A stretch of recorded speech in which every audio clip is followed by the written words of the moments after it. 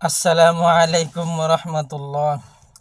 নামাজ পর্দা হজের মতো রোজা রাখা ফরজ। প্রভুর হুকুম মেনে চলো, জীবন হবে সহজ। নামাজ পর্দা হজের মতো রোজা রাখা ফরজ। প্রভুর হুকুম মেনে চলো, জীবন হবে সহজ। ও বাইরা বন্ধুরা রে, ও মা বোনে হেরাম, আল্লাহর হুকুম ফরজ রোজা তোমরা আদায় করবা।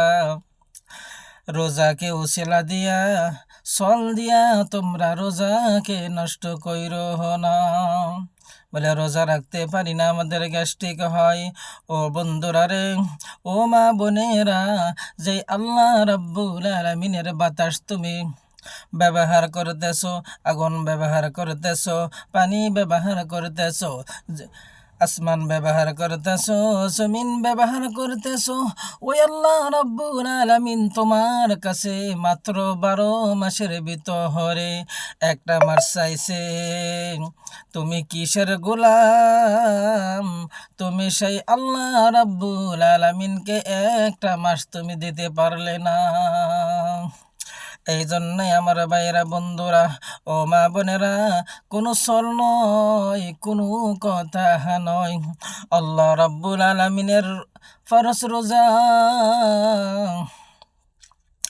আমরা জোর জুলুম হিসাবে না ভাবিয়া, জোর জুলুম না ভাবিয়া ইখলাসের সাথে আমাদের এই রোজা আদায় করতে হবে। কিতাবের ভিতরে আসছে যে মুমিন সে রমজান মাস আসলে খুশি হয়, আর যে মুনাফিক ওই ব্যক্তি রমজান মাস আসলে জুলুম ভাবে। এই জন্য আমরা যাতে মুনাফিক না হই, আমরা সবাই যাতে ইমানদার মুমিন হই, এই মুমিনের পরিচয় দেব ইনশাআল্লাহ।